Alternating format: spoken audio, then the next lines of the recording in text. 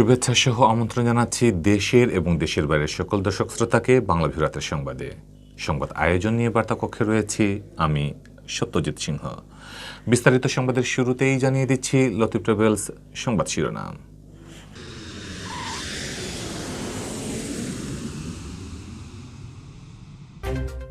বৃহস্পতিবার সকাল 6টা থেকে শুরু হচ্ছে কঠোর লকডাউন।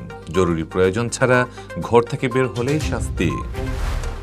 দেশে করোনা আক্রান্ত শনাক্তের নতুন রেকর্ড, একদিনে শনাক্ত প্রায় 9,000, প্রাণহানি 115। আগামী এক দশকের মধ্যে সিলেট মহানগরী হবে বসবাসের অযোগ্য। কানাডার ক্যালগারি বিশ্ববিদ্যালয় ও বাংলাদেশের 6 গবেষকের গবেষণায় উঠে এসেছে এমন আশঙ্কার কথা। সিলেটে একদিনে 262 জন আক্রান্ত শনাক্ত, প্রাণহানি 3 জনের। শাহজালাল বিশ্ববিদ্যালয়ের উপাচার্য হিসেবে দ্বিতীয় মেয়াদে নিয়োগ পেলেন অধ্যাপক ফরিদউদ্দিন আহমেদ। শুনছিলেন সংবাদ শিরোনাম, এবারে বিস্তারিত।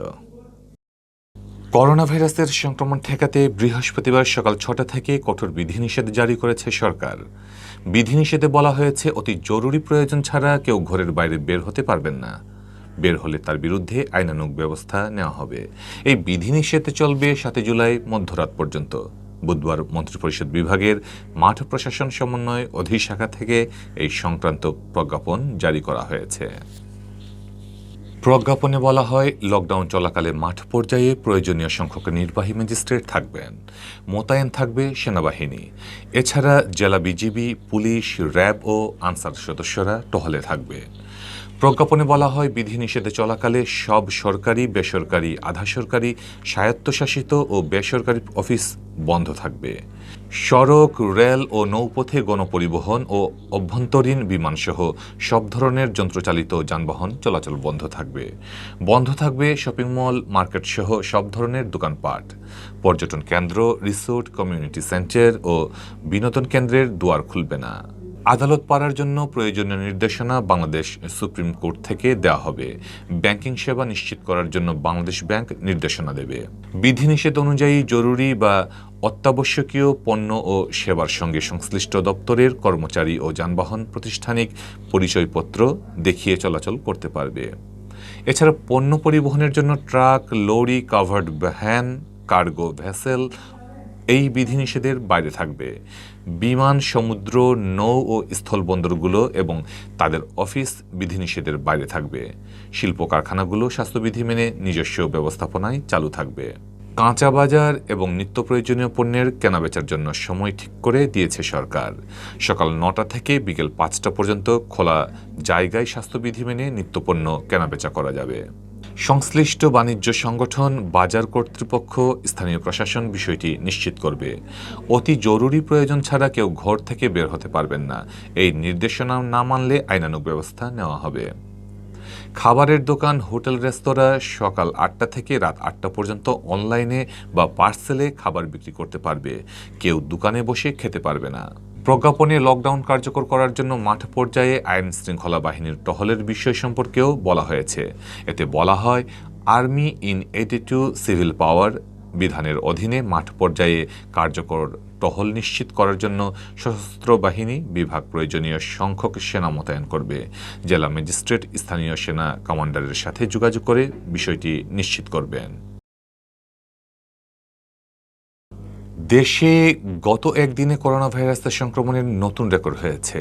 উল্লেখিত সময়ে শনাক্ত হয়েছেন 8,822 জন, যা এ যাবৎকালের মধ্যে সবচেয়ে বেশি। গত বছরের 8ই মার্চ দেশে প্রথম করোনা ধরা পড়ার পর থেকে এখন পর্যন্ত এটাই 24 ঘন্টায় সর্বোচ্চ সংখ্যক রোগী শনাক্তের রেকর্ড। এছাড়া গত একদিনে মারা গেছেন আরও 115 জন। এ নিয়ে টানা 4 দিন দেশে শতাধিক মৃত্যু হল করোনায়। বুধবার বিকালে স্বাস্থ্য অধিদপ্তরের পাঠানো সংবাদ বিজ্ঞপ্তি থেকে এসব তথ্য জানানো যায়। বিজ্ঞপ্তিতে বলা হয়, গত 24 ঘন্টায় 35,105টি নমুনা পরীক্ষায় 8,822 জন শনাক্ত হন। এ নিয়ে মোট শনাক্ত 9,13,258 জন। একদিনে করোনা শনাক্তের হার বেড়েছে আগের দিনের তুলনায়। 24 ঘন্টায় পরীক্ষা বিবেচনায় শনাক্তের হার 25.13%। দেশে এ পর্যন্ত মোট নমুনা পরীক্ষা করা হয়েছে 66,08,927টি। মোট পরীক্ষার তুলনায় শনাক্তের হার 13.82%। স্বাস্থ্য অধিদপ্তর জানায় গত একদিনে যারা মারা গেছেন তাদের মধ্যে পুরুষ ৭২ জন ও নারী ৪৩ জন। এ নিয়ে দেশে মোটে ১৪,৫০৩ জন করোনায় মারা গেলেন। এদিকে গত একদিনে করোনামুক্ত হয়েছেন ৪,৪৫০ জন। এ পর্যন্ত মোট সুস্থ হয়েছেন ৮,১৬,২৫০ জন।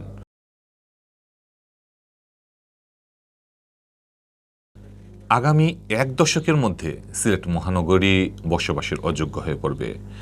অত্যাধিক তাপমাত্রা বৃদ্ধির কারণে এই মহানগরীতে কঠিন হয়ে পড়বে মানুষের বসবাস, এমন শঙ্কার কথাই সম্প্রতি উঠে এসেছে একটি আন্তর্জাতিক গবেষণায়। অস্ট্রেলিয়ার কার্টিন বিশ্ববিদ্যালয়ের উদ্যোগে কানাডার ক্যালগারি বিশ্ববিদ্যালয় এবং বাংলাদেশের মোট ৬ জন গবেষকের গবেষণাপত্রটি আন্তর্জাতিক সাময়িকী সাস্টেইনেবল সিটিজ অ্যান্ড সোসাইটিতে প্রকাশিত হয়েছে। শুধু সিলেট মহানগরীই নয়, একই শঙ্কা ঢাকা, চট্টগ্রাম, রাজশাহী ও খুলনা মহানগরীর জন্য প্রকাশ করা হয়েছে। এর কারণ হিসেবে বলা হচ্ছে অস্বাভাবিক জনঘনত্ব, কংক্রিটের বাড়িঘর, এয়ার কন্ডিশনিং, কলকারখানার আধিক্য, অপরিকল্পিত নগরায়ন, জলাভূমি ভরাট, গাছপালা কেটে ফেলা, যানবাহনের অত্যাধিক বৃদ্ধি প্রভৃতির কারণে তাপমাত্রা অত্যাধিক বৃদ্ধি পাচ্ছে। Surface urban heat island intensity in 5 major cities of Bangladesh patterns driver and trends শীর্ষক গবেষণাপত্রে গবেষকরা বিগত ২০ বছরের তাপমাত্রা বৃদ্ধিকে আমলে নিয়ে দিন ও রাতের তাপমাত্রার পার্থক্য পর্যবেক্ষণ করেছেন। গবেষণায় প্রায় ৮,০০০ স্যাটেলাইট ইমেজ ও অন্যান্য তথ্য উপাত্ত ব্যবহার করা হয়েছে। তাদের পর্যবেক্ষণ বলছে গ্রামের তুলনায় সিলেট মহানগরীর তাপমাত্রা বিগত ২০ বছরে ১.১০ ডিগ্রি বৃদ্ধি পেয়েছে।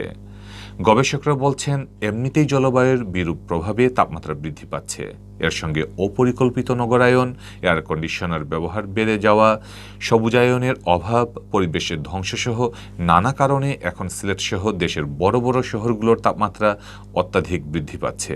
মানুষ এখন শহরমুখী। মানুষের চাপেও শহরে তাপমাত্রা বাড়ছে।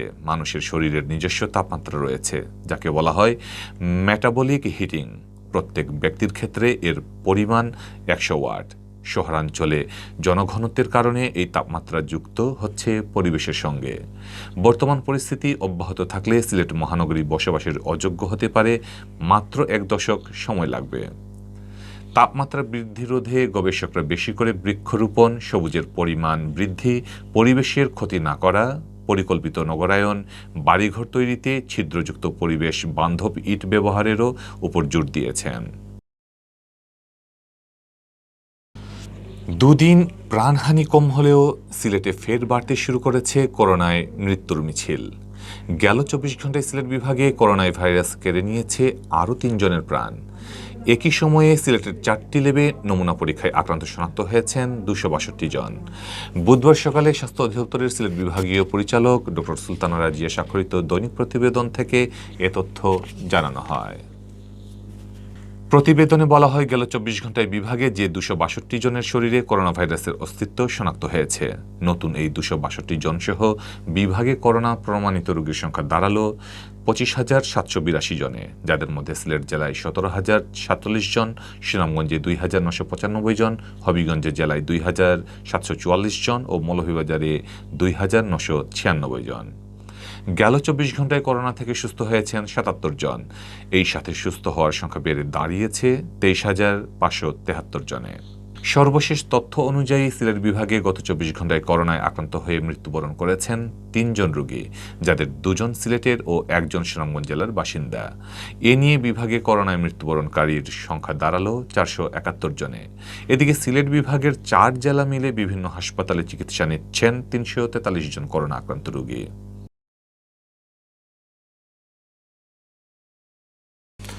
শাহজালাল বিজ্ঞান ও প্রযুক্তি বিশ্ববিদ্যালয়ের উপাচার্য হিসেবে দ্বিতীয় মেয়াদে নিয়োগ পেয়েছেন ঢাকা বিশ্ববিদ্যালয়ের অর্থনীতি বিভাগের অধ্যাপক ফরিদ উদ্দিন আহমেদ।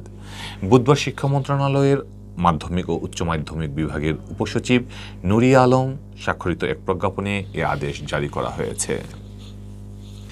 এর আগে ২০১৭ সালের ১৭ আগস্ট প্রথম মেয়াদে শাবিপ্রবির উপাচার্য হিসেবে নিয়োগ পান ঢাকা বিশ্ববিদ্যালয় শিক্ষক সমিতির সাবেক সভাপতি অর্থনীতির অধ্যাপক ফরিদ উদ্দিন আহমেদ। 4 বছর সম্পন্ন হওয়ার প্রায় 2 মাস পূর্বেই তিনি পুনরায় নিয়োগ পেয়েছেন। বুধবার সন্ধ্যায় মহামান্য রাষ্ট্রপতি ও চ্যান্সেলরের অনুমোদনক্রমে এ আদেশ জারি করা হয়। দ্বিতীয় মেয়াদে নিয়োগ লাভের পর দায়িত্ব পালনে সকলের সহযোগিতা চেয়েছেন অধ্যাপক ফরিদ উদ্দিন আহমেদ।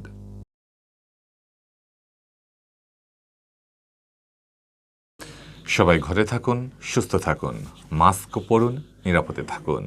সবাইকে ধন্যবাদ জানিয়ে বিদায় নিচ্ছি। ধন্যবাদ।